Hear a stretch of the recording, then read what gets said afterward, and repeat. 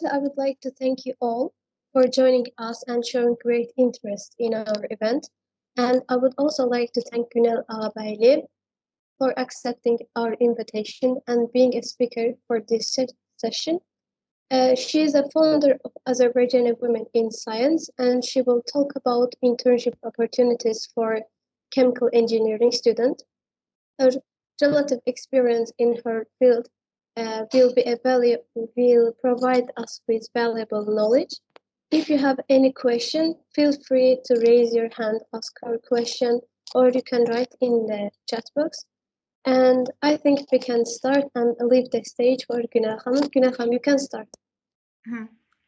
Thank you, dear Almaz, and your team for your invitation. I always like to share some experiences with the young engineers or non-engineers. So today I will talk about some internship opportunities and how to apply, about the process, application. So a little bit about myself. Between 2009 and 2013, I did my bachelor degree in applied chemistry from Moscow State University. I have 3 years experience in laboratory of petrochemical institute in Azerbaijan. I was working 3 years as a tutor lecturer at Baku Engineering University and 4 years at Edinburgh University. In 2015, I received a government scholarship to pursue my master's degree in chemical engineering at the University of Birmingham. And following this, in 2017, I started my PhD in School of Engineering at the University of Edinburgh. So besides that, I participate as a mentor. I participated as a mentor in a number of mentorship programs, including I was still at Edinburgh University, Women in STEM group, Model-Ferguson Initiative group, UNDP Women in STEM mentorship project, and others. And I was selected as a finalist of 2020 Top 50 Women in Engineering Sustainability in UK among over than 500 women in UK. I am a professional member of Royal Society of Chemistry, and I was a global finalist of Climate Light Fund in 2017. Between 2020 and 2021, I was working as a vice chair at ISME UK branch. ISME is American Society for Mechanical Engineers, and currently I'm chair at ISME UK, and I'm founder of Azerbaijani Women in Science and chairwoman at Azerbaijani Science Association. Today we will talk about tips for engineering internships, how to prepare a good resume and cover letter, social media accounts. We will discuss LinkedIn mostly, and I will provide some useful resources to you. So tips for engineering internships. Breaking into any industry for the first time can be frustrating for all of us, especially because we need relevant experience to get hired, but where we can get that relevant experience, that's where the internships come into the play.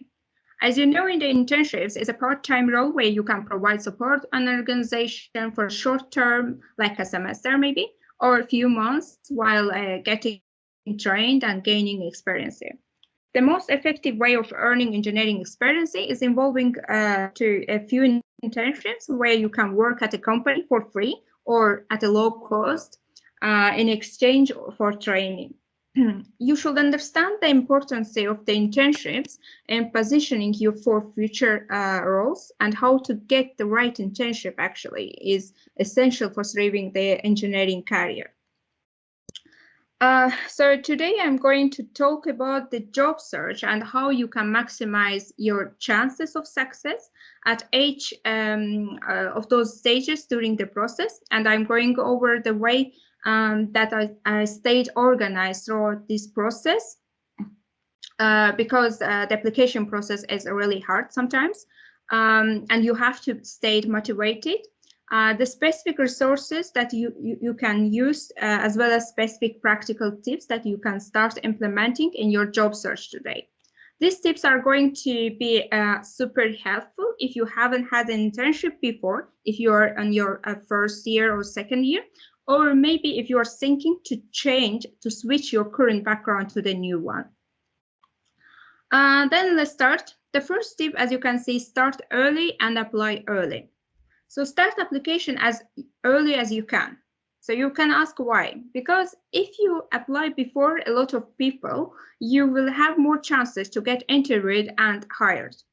Start planning your internship roles from September for summer internships, because in that way you will have time to maximize your chances of being seen by a recruiter.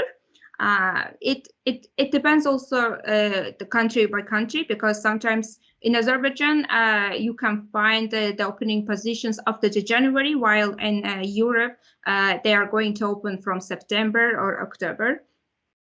And that's why don't leave your job application at the end, because you know, there are some situations when recruiters indicate the job application deadline at the end of, for example, the month, but they can close it, the positions, or ignore other applications because they found a suitable candidate during the first week. And you have to remember it. For sure, you may think about how hard is to get your first internship job. So that's why my advice is start early and apply early. So what you have to do, you have to increase your chance. And in the first stage, you have to spray out your resume everywhere, not only one company. In this case, you can optimize your chances. Make a lot of applications, and at the end you can decide where to go. If you can get 0 responses, but maybe you can get like 0 responses, but it will help you to understand the job market is tough. And if you are not getting the internships in the first stage, you can think how it will be hard for me to get a job after the graduation. Because graduating with a high GPA nowadays does not secure a job for you. Maybe 10 years before it was a case, but not now. And also don't be sad and unmotivated, because remember how you learned to walk and to talk when you were a kid? Did you stop walking after your first fail? Definitely not. Secondly, you have to optimize your application. Optimization your job application as best as you can.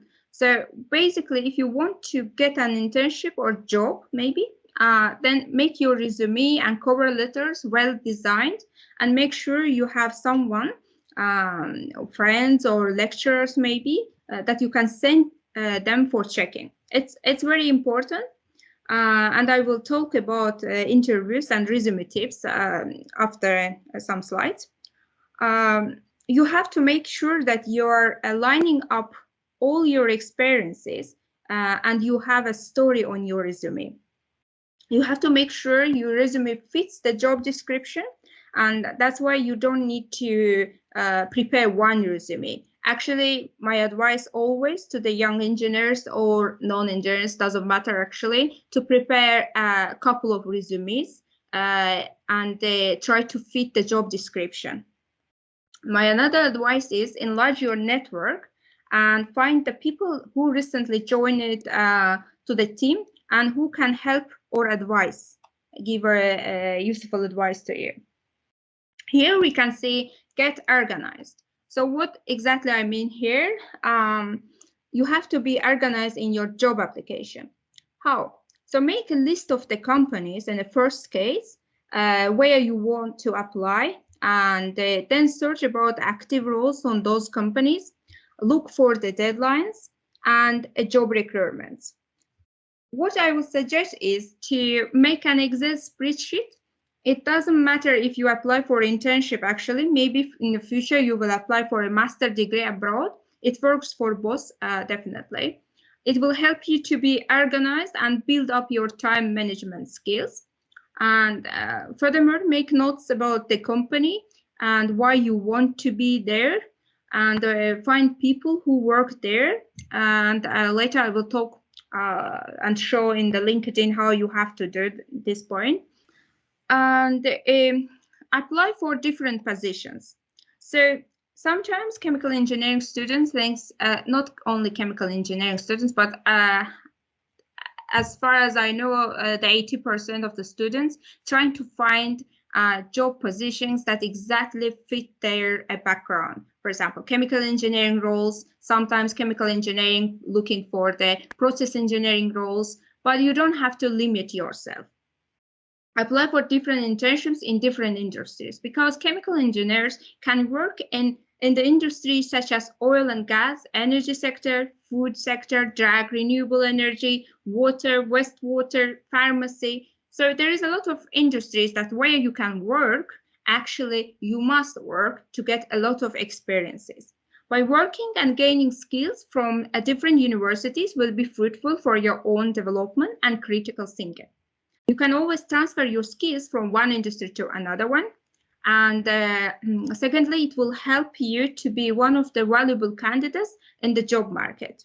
Do not stay at one company for a long time, because you can lose your job after a while, and it will be difficult to find a job from different industry. That's why try to learn more and quickly, and move on once you feel you have learned and developed enough. Do not stop learning also at young age. Sometimes students stopping learning after the bachelor, maybe after the master degree, but it's not good. You don't have to actually get enrolled to the university each time for your own development. And I suggest you have to find online courses and learn new skills. Here become valuable and the story behind your resume. Once you will decide for yourself how you can be valuable, then job positions and applications and their descriptions will make sense for you. So how can you be valuable? Let's imagine an example. So you have a wonderful house. You have to sell it. So how will you do it? You will definitely start from the indoors and then describe the first floor, then second floor. But if you start first to talk about the bathroom, then the garden, then second floor, then you will lose the flow and customers will be confused. Now imagine the HR team as a customer and you have to sell yourself. The best resume and story around it speaks for itself. Maybe you have lots of experience, but sometimes if you aren't able to reorder them and make a nice story around, then you will lose your job position. And make yourself an interesting person overall, and always think about how I can make the interview process interesting for the recruiters. Maybe they won't take you for the first time, but they will never forget you. And this point is really important, because in the future, that person can move the job the same company and will work in different company. And if you will apply to that company, then you will have chance, because that person already remember you from the first interview. And maybe they didn't hire you because that period you didn't have enough experience, but now you have experience and they know you. Basically, you have to become a unique applicant from hundreds of the applicants, and it's very hard to do.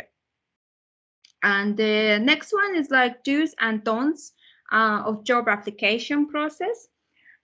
What you don't have to do. The first, let's talk about what you have to do. You have to prepare questions. We all know we have to prepare, and when the HR is going to ask us, do you have any questions? We don't have to say, no, thank you, I don't have any question, everything is clear to me. Because it seems like the job position is not that interesting for you, or you don't have a critical thinking, or you are not, you don't have enough information about the company or the process that to ask some questions. So that's why, for sure, prepare good questions. Definitely not for stupid questions. Tell the truth. Sometimes we can see the people giving advice saying, okay, maybe you don't know something, you can say I know, but then go and learn. But we have to be a bit how to say, we have to be we have to know what to say exactly as a truth and what not to say it. If you know, for example, there is a software that you can learn easily, you can say, okay, I know as a beginner, and I can just make myself better experience it if you will hire me, but I have an opinion how the system working and etc. But if they're asking about the process and you don't have any idea, but you will say, yes, I know about the process, make sure that someone will ask you a question about the process. And if you will not be able to answer, then it will be a big mistake for you and you will lose your chance. And don't forget to research about the company. Why to research and make comments and remember it is important. I will explain you as an example. With Hobbies, my company, we are currently hiring some members to our team, and we did it summer period as well. Sometimes the HR team is calling to the members, like the ones that want to be part of our team. And sometimes they're asking to our HR team, sorry, which company? And second question, sorry, can you remind me which position I applied? So, you can see there is two wrong questions that make your application process hard enough. And then after that call, probably you will lose your chance to be part of a company or the team. So if you apply a lot of companies at the same time and they're calling you, one of the HR, and you don't remember actually which position you applied, you can say, oh, can you call me after 10 minutes? I'm on the undergrad, I can't hear you, there is a wind here, or maybe there is a noisy place. I will just go around, I will be able to answer like after 10 minutes. And then after 10 minutes, when they will call you, and if you have a good prepared spreadsheet, so you can easily just check which company and which position you applied. And when they will call you back, then you will have a chance to answer the questions and be invited to the interview process. So that's why try to not make this kind of mistakes during the application process. And don't be negative about your previous employers. We all know about this part, but the thing is, we have to not only be negative about previous employers, but if you will not get hired with this company, when they will email you that, sorry, you were a good candidate, but we find another candidate, and we will save your CV for the next time. Maybe they will not call you, but it doesn't mean that you have to email them and write very bad words and or not answer to their question if there is a question on email, or share something on the Facebook, on the LinkedIn, because you have to know that what the kind of the acts you have to do after the job application process. Because, for example, there is a person that you don't know, they're working in the same company, and you share these thoughts about the company or about the HR or the application process. That person can see your message or like status, like comments on the social media, and that person can remember it. Maybe that person can move to another company and you will apply again to another company, the same company. So then they will not contact with you because they have some of the employees there have already some experience with you, and then you will lose your chance again. So whenever happens, if there is a mistake by the company, never try to be negative about the companies and the managing system. And do be memorable. Always remember when you applied and which position. We talk about it. And then don't forget, bring your hard copy of your resume with you if there is an offline interview process. And also do explain how you can be asset to the company. And also I can say you don't forget to take your hard copy resume with you any event that you are going to participate, if there is a chance that you can meet someone from any other companies, because you never know that whom you can meet there, and if someone will ask you to send your CV to their emails, so you will have hard copy ready that you can pass to their hand. Because when you are sending the CV, actually CV is going to HR team, but if you will give your CV to the person that from the different branch of the company, like the project manager or project engineer, you have more chances to get hired than your CV will pass to the HR team. So network properly. So you have to enlarge your network because sometimes jobs are posted online, but sometimes not. We have to know and enlarge our network to be able to hear about those job positions before anyone else. How to enlarge your network? Sometimes it's very hard, especially for introvert candidates. So first of all, attend lots of networking events and try to give information about yourself, and make sure you have your CV as we discussed. And you never know what kind of I mean, like the person is waiting on the networking event for you that should be useful for you. Talk to different professionals, engineers, and get some information about how they work at company. Talk especially with the ones who have similar backgrounds like you, because in that case, you will get some information from those how the process is going inside the company. For example, if you are talking with chemical engineers or like process engineers, how the process going, how they are making some projects in the company, then it will help you during the interview process to make sure that you have right answers for the HR questions.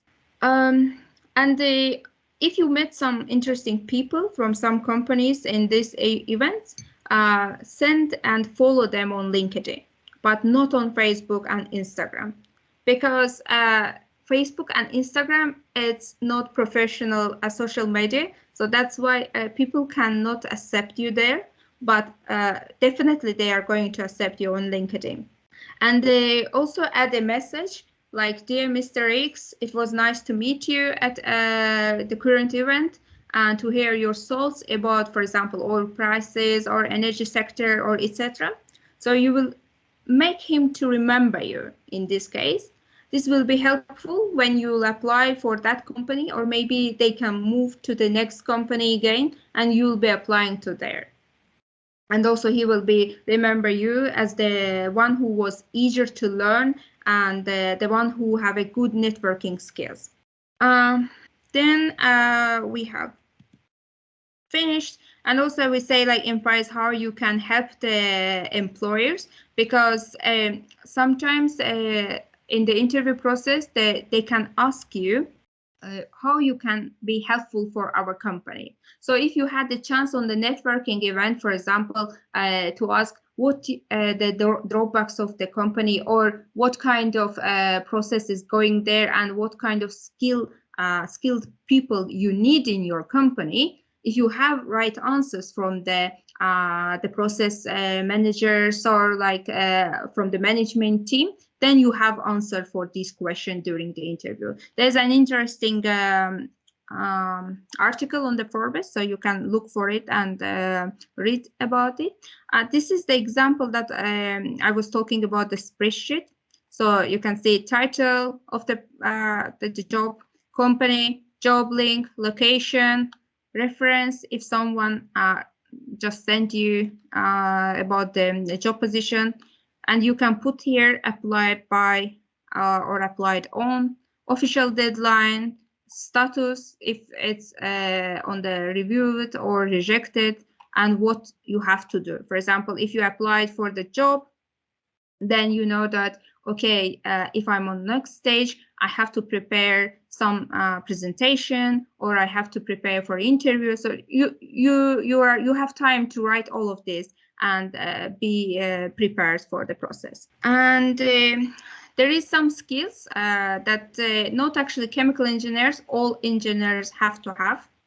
I'm not going to talk about all of them in the first case, but you can find, for example, there is a project management skills, and also there is a resource management skill. You can think it is their same skills, but there is not, because project management skills, it's something that you need for whole project to control, to manage everything. But resource management skill, it's something like you need to allocate resources from labor to materials and to maximize the project efficiency. Okay, how to prepare a good resume and cover letter. So you can see this kind of CVs, the old-fashioned style CVs. But unfortunately, even nowadays, we can see some people prepare their CVs on this structure, and sometimes these unuseful and information, they are just replacing this information on the first page, and it's like 70% of the first page, and there is nothing important that you can get from those information. For example, like the marital status, like if you married or not married. The job place actually don't need this information in the first case. Because why is, if I'm a HR team, why I need to know if you married or not? So you don't have to put this kind of information and this kind of structured CV, prepare CV and send your CV, because for all CVs in the HR have maybe 35, 45 seconds to have a look. It's overly average the process that all HRs have a time to have a look to all the CVs. For example, if the company is smaller, maybe small amount of people applying for the process, maybe they have more time to have a look all the CVs. But believe me, if CVs more than 100, it's already a problem to have a look to all the CVs and to remember their skills and also their experiences. The second one is, again, the same problem. Like the girl mentioned that she's hardworking, she's motivated, she's passionate, but you don't think, I don't think that you have to mention all those things, because during the interview we will see that, like how the person is hardworking and motivated. Also, if you are stating your language skills like this on the graph, this is not good, because you're putting some limits for yourself. You don't have to mention how well, how bad you know. You can just mention that you know some languages. This is also old style CV.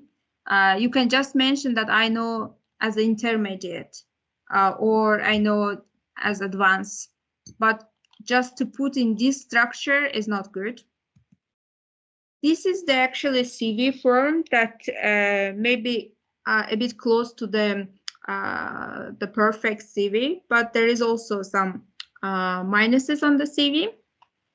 For example, when you're putting where you work, like job position, and then the company name and exact timing when you were working and what you were doing in the company. This is important. Sometimes we are getting some CVs like they're not mentioning which years they were working in the company, or which years they were studying at some university. And HR team thinks that, okay, maybe that person not studied at this university, or that person didn't work actually at Express Bank, maybe, because if he or she didn't include the information here, and we are not able to know which years the person and how long the person was working there. And if we will ask to the Express Bank, they will ask for the timeline, and we don't have it. So that's why this kind of CVs losing their chance to get hired. Here, the minus is this part, because the girl is stated all the skills, but again, this kind of structure puts limits to your skills. You don't have to mention and put limits to your skills.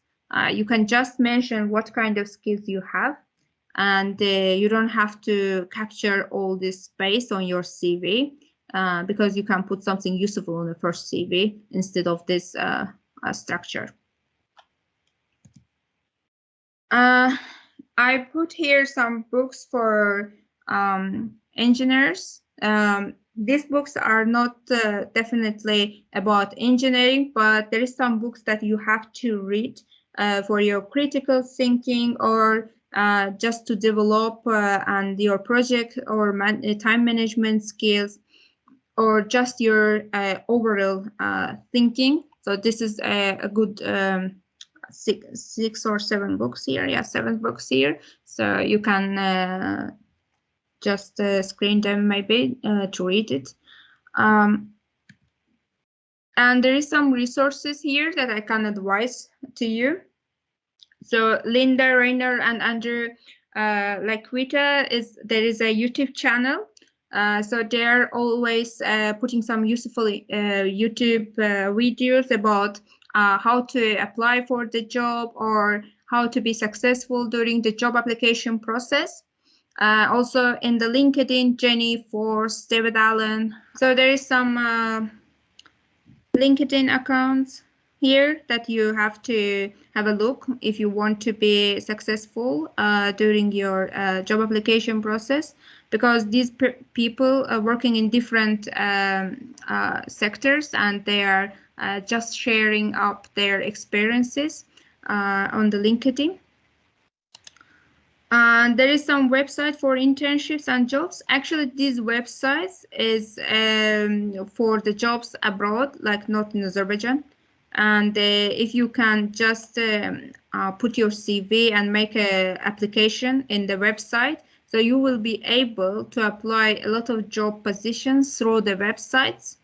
And I can send the list later to the Almas Khanum, and maybe she can share this information with all of you.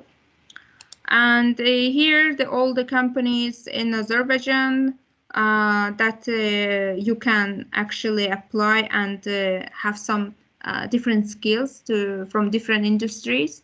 There is an oil sector, and there is a non-oil sector.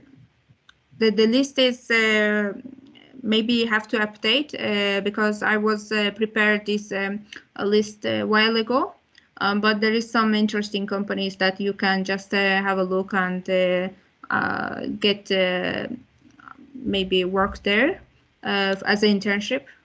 Now I want to share the LinkedIn and to show some useful hints from there. So you have to have your LinkedIn account prepared. Sometimes people are mixing up the Facebook, Instagram, and LinkedIn, and they are having their photos like a Facebook photo and a LinkedIn. Definitely, you don't have to do it, because LinkedIn is the professional account. So you don't have to put a passport picture, but you have to be a bit casual. You have to put a casual photo. So you have to use this section here to put all your I would say most important and the information that you want to show in the first case to the ones that are going to your profile. On the LinkedIn, also there is a featured part, so you can use it. If you get some certifications or you get some hours, make sure that you put on the featured part because it's easy to see your background, some information about you in the first case. I will advise you to share on the LinkedIn if you want to enlarge your networking and the LinkedIn, you have to share at least one post per day. So it will make you active on the LinkedIn and you can get some followers. Maybe some of the followers is working in some countries. Also, it will help you during the application process. And LinkedIn is the place that you can always ask a professional question and get some useful information. Like if you can ask, do you know any information about application process at X company? Probably someone will be able to answer your question. Or if you want to find someone that's working exactly the company, then you're just looking for the company. Let's say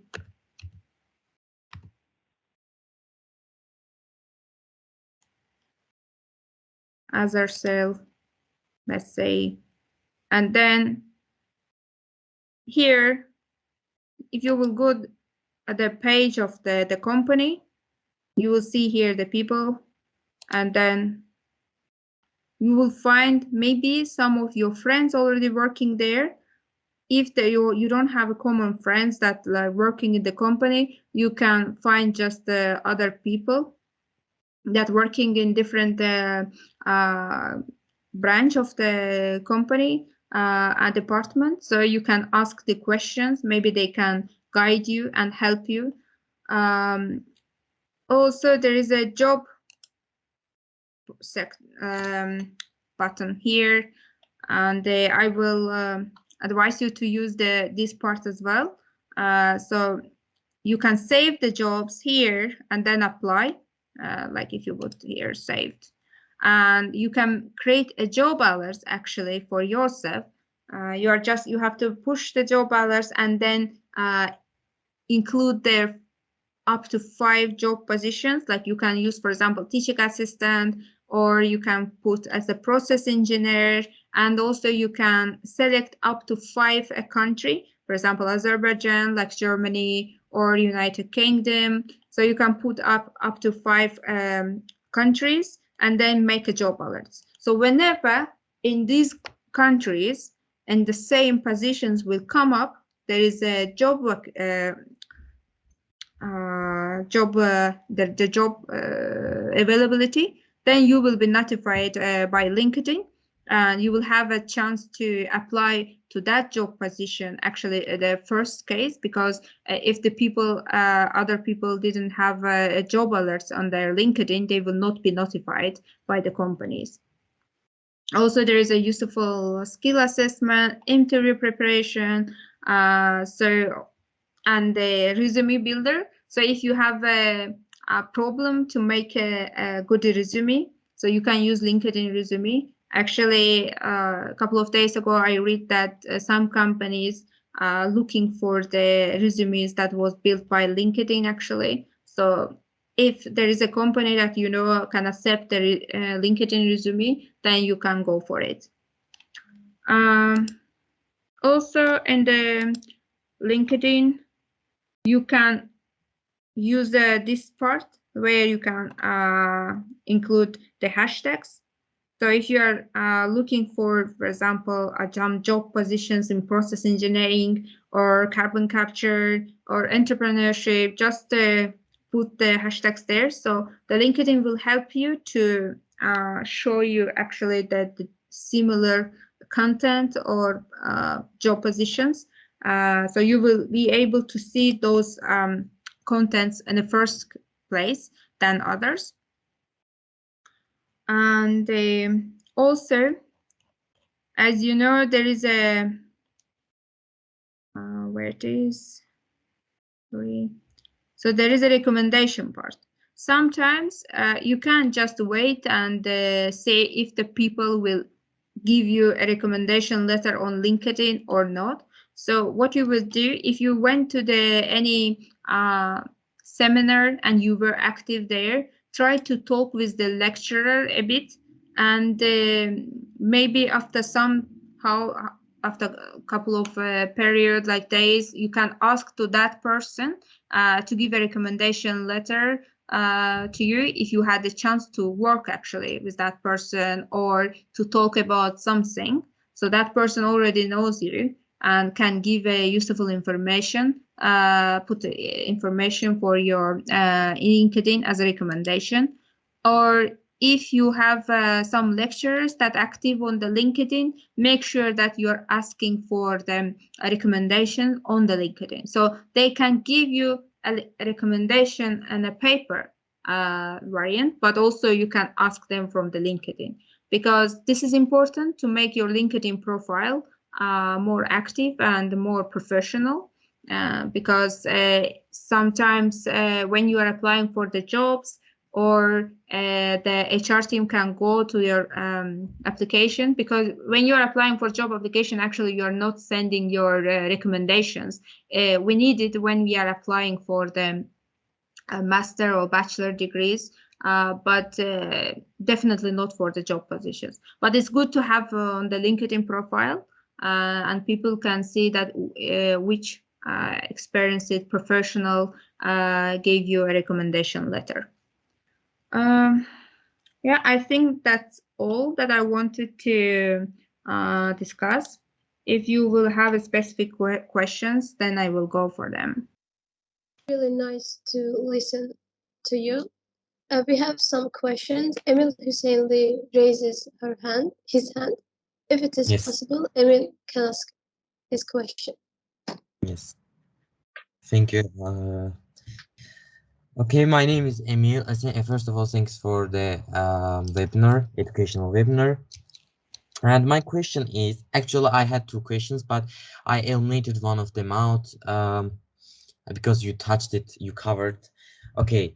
Second is, should we specialize our resume CV for each job, or it is enough to have one totally completed and well-designed one? Currently I have one, sorry. Currently I have one, but when I register or apply for any project or just project, because I am student currently, and I change it and I design one more time. Thank you for your question, Emil.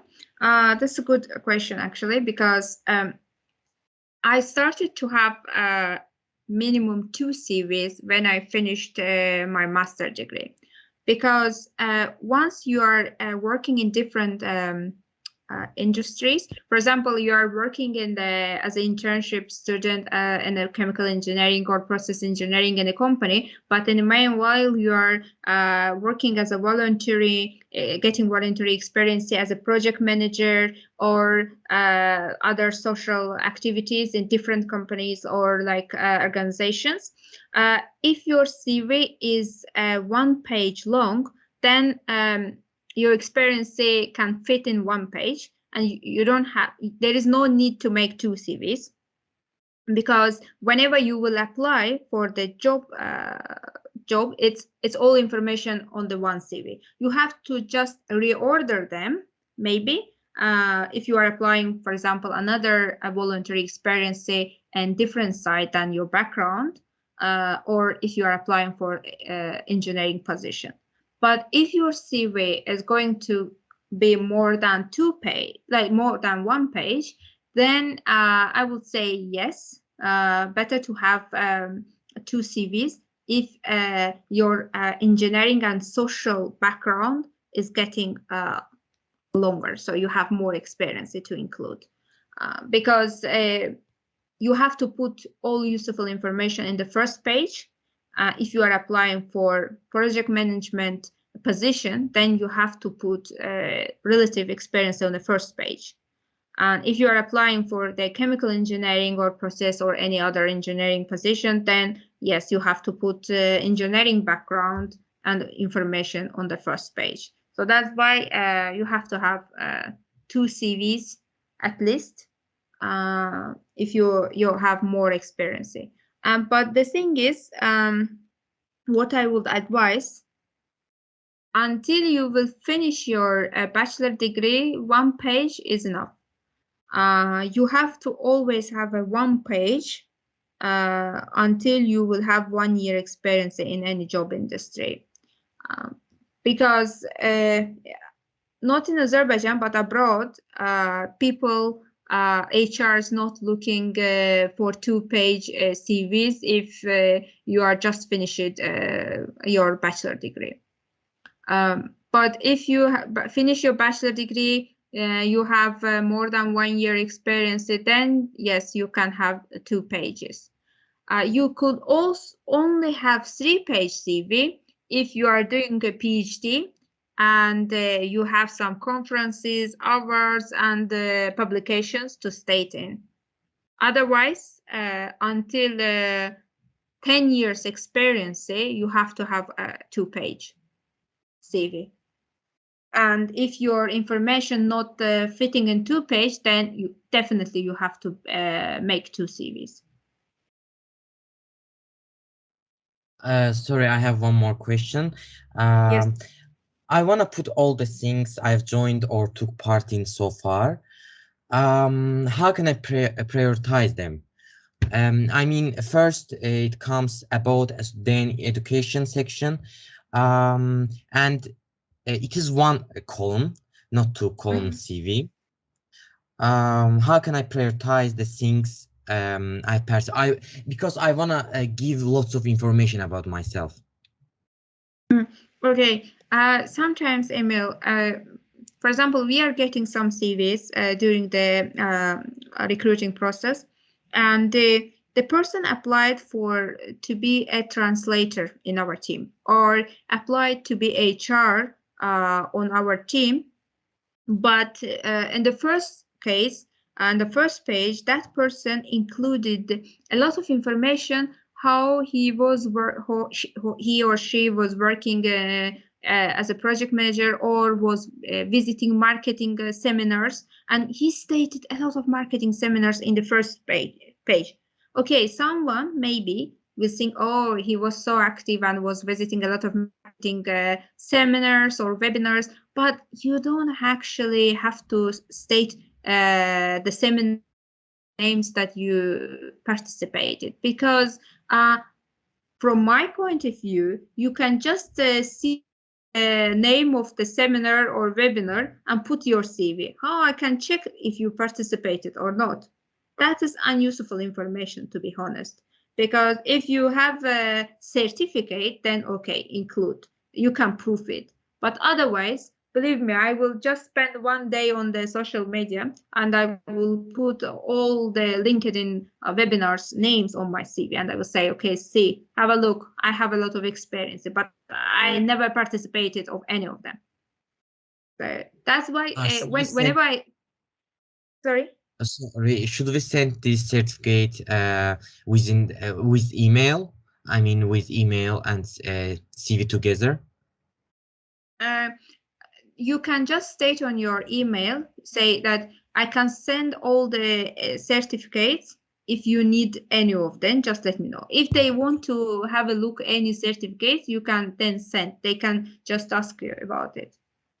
Yes, thank you don't so have much. to send. You have to cover letter and the CV. Yes, gotcha. Thank you. You're welcome. Okay, we have also questions in the chat box. Afak Hashimova asks, in the About section, do we need to write about ourselves in a passive or active voice? Okay, you have to write about yourself as a third person. Like, so you can't write, I was doing it, I was the one who was working, or something else. You have to write it as a third person, all the information. And make sure that you never state I, we, or something else in your CV. Okay, Kafia Observa raises her hand. You can ask your question. First of all, thank you very much for such an informative presentation. I want to ask about the hobbies and interest parts in CV. Do we have to put like mention about them in our CV? But if they are not related to the job that we're applying for. Thank you for your question. You don't have to, because you are applying for the engineering role and you're writing there. I like to read books. I like to read, like to listen music. I like to sing song.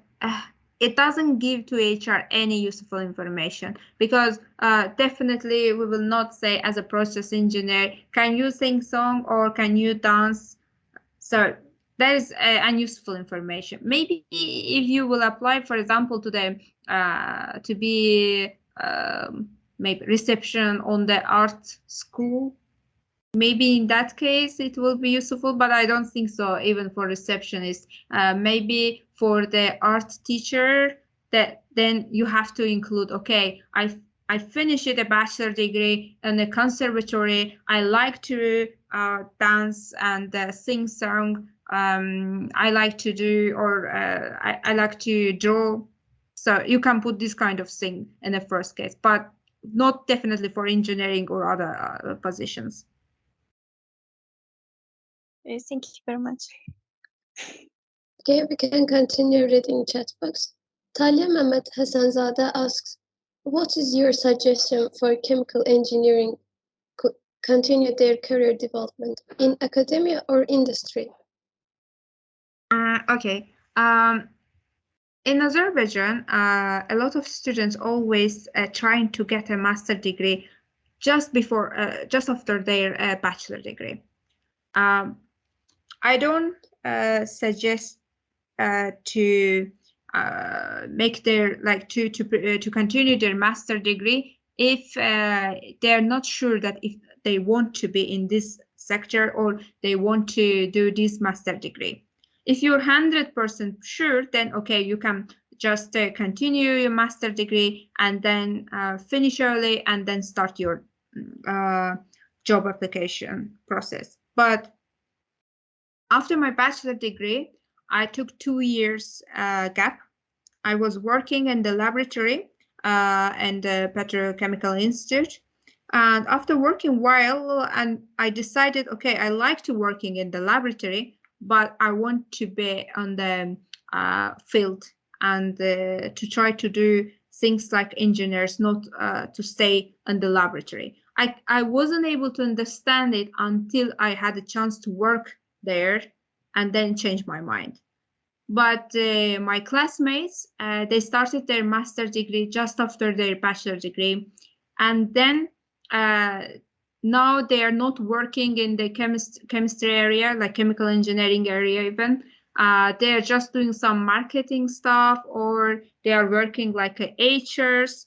But if they took time, maybe they had a chance to switch and study maybe HR master degree or business administration probably will fit best.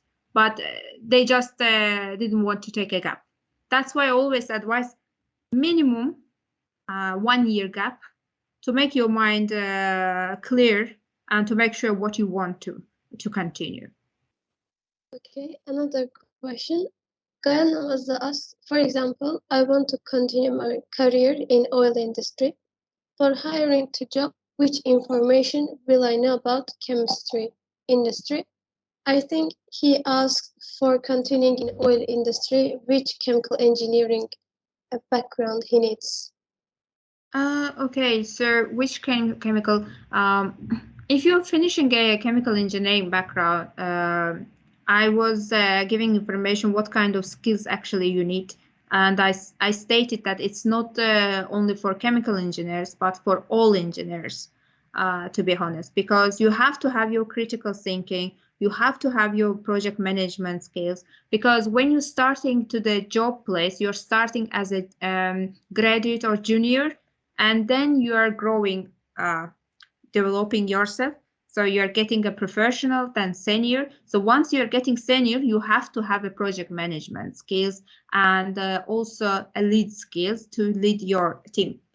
Because once you are senior, you have some people around you that they just join it to the team.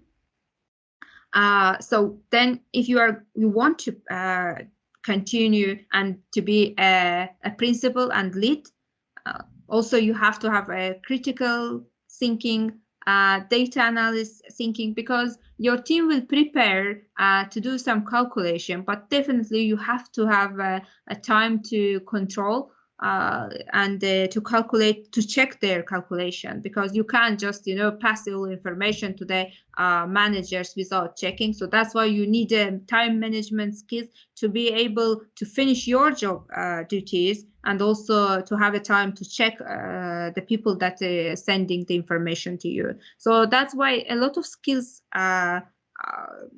you require to have, but you develop it not in a one day. So you develop it year by year by working in different, I mean, the level of the job place. Okay, Farid also asked, is it worth having a business-related internship for a chemical engineer? Sorry, I didn't get the question. Is it worth having a business-related internship for a chemical engineer? Okay, this is a very good question. Actually, nowadays it's worth to have it, because if the future you're thinking to create your own business, or if you are going to work in the startup company or small scientific company that they are developing or producing something that you are going to move to business, then probably if you will have some business internship or maybe some boot camp participation will help you to develop some business skills and analytical skills also. So it will help you to be useful, one of those unique candidates in the engineering sector, and you will increase your chance to get hired by startup or scientific companies. So it's good to have it. Okay. Chingiz asks, one of the most important parts of CV is job experience. As we are students, we do not have much. What I want to ask is what can be written for this section if we apply internship or work for the first time? Okay. If you're applying for the first time, yes, you don't have any other job experience, but as far as I know, all the internships is taking students, the positions like open for the students for third year and fourth year, after third year and fourth year. Sometimes you are able to apply after second year, but not definitely if you are in the first year. So what you can do, you can have some non-engineering relating volunteering experience. If you are in the first year, for example, join a lot of organizations like SPE or different like engineering union, or I don't know, like there is a lot of. So work on a different organization and gain some time management, project management skills. So once you will apply, you will not have probably engineering background, because all the companies accepting students after the second year, but you will have definitely time management or business skills or project management skills, which will make you one level higher than the other candidates. This is first. And secondly, you can take online courses from a lot of online resources, portals like Coursera and ADX. I prefer Coursera and ADX because at those portals, the universities are on the top 200, one of the top 200 universities in the world. So you can have some certificates from those universities, which will give you a chance also to be one of the unique candidates if you are applying after the second year. Okay, now I'm going to read the last question, but before reading it, I would kindly ask you all, or some of you, to open your cameras or get ready, because at the end we will take photos. And I'm reading the last question. Do you HRs check your LinkedIn account after picking us up? Result. Okay, I'm reading again. Do you HR check our LinkedIn account after picking us up? Result of resume. Okay, I will try to explain how actually the LinkedIn application process works. So basically, sometimes you can find that some job positions is able to apply with the easy apply, and some of them you have to go to their website and apply from there. Sometimes we think, okay, easy apply is the best case, but this one is very tricky because when you are applying with the easy apply, you are applying through LinkedIn, and sometimes you are getting some questions from job markets, like from the companies. They're asking, for example, how many years experience do you have in marketing, or do you have it as a project manager, or do you have a engineer? So if there is no minimum or maximum, so you don't know what was the minimum stated by the company. For example, you don't have a marketing skill, but you're just putting 2 years, okay? But actually, if it is 3 years by the company, then the HR will never see your CV. So basically, your CV, you're applying, and your CV is going to the hole. There is a hole in the LinkedIn. It's the blacklist. So your CV is going to the blacklist, and HRs will never see your CV. But all your criteria is good. Just you answer it in 2 years instead of 3 years, because 3 years was a limit stated by the company. And if you will not get answer during first 2 days, it means you will get answer on the 3rd day. If you will get in the 3rd day reject, it means most of the time the company didn't see your CV, because if the HRs will not check your CV during the 3 day, and if your CV on the blacklist, then you will get reject anyway by LinkedIn. It's automatically done. So that's why if you will get reject after 3 days, try to contact with the company again and ask them if they saw your CV or not. That's my advice to you. Sometimes we can see that our CV is viewed and also then downloaded. It means definitely HR saw our CV. And if after 3 days we will get reject, it means they checked our CV. But if we will never get any response, it means they saw our CV, they put a maybe, but at the end they found someone and they didn't contact with us. So which is a positive thing a bit, because you can know that, okay, the company was actually want to hire me, but at the end they didn't, because they found someone else. So that's the whole process of the LinkedIn. And actually LinkedIn is working in the same as the ATS system, not in Azerbaijan, but abroad. All the CV is passing through the ATS system. If your CV has more word, it's worthy, and I think the limitation is 800 something. So if you have more word than 800, then your CV will go to the blacklist. If you didn't state some good keywords on your CV, then your CV will get a low mark from the ATS system. Then again, your CV will not pass to the HR team. It will go again to the blacklist. there is some good websites that where you can actually upload your CV and get a score of your CV there.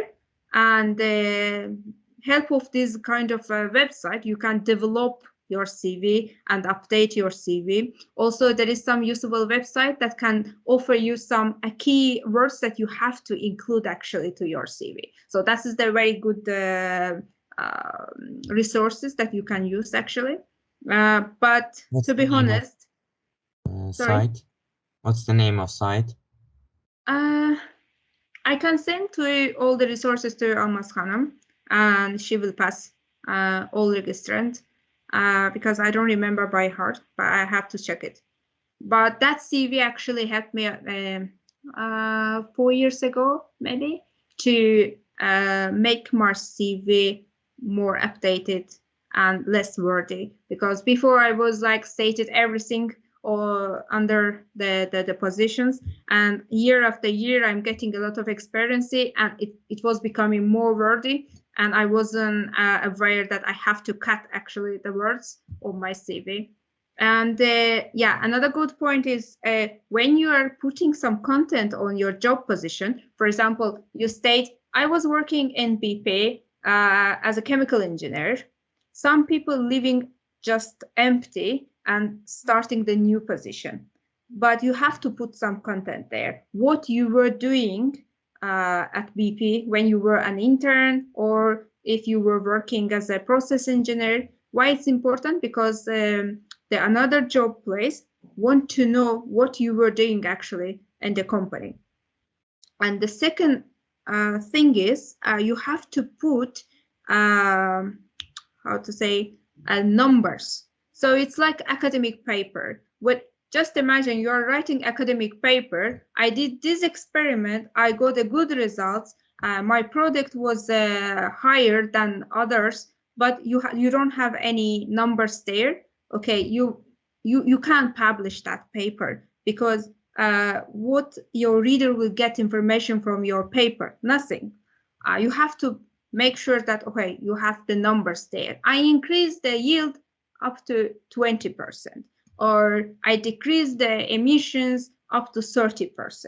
The same you have to put in your CV. You have to write, while I was working in this company, I increased the efficiency of the management team up to 15%. So this is the numbers that actually the HR team want to see in your CV. And it's useful when you're doing your startup as well. If you are engineer and you're just moving from your engineering background to the business, again, you have to put numbers because business people can't understand the science. They want to see the numbers. And then they will calculate with the numbers the money that they can get from your startup, and then they can offer you money. So that's the point. Everywhere, just make sure that you put numbers. Okay, we don't have any question in the chat box. I would like to thank you all, and Gunel to you for accepting our invitation. It was really great experience to listen your valuable tips.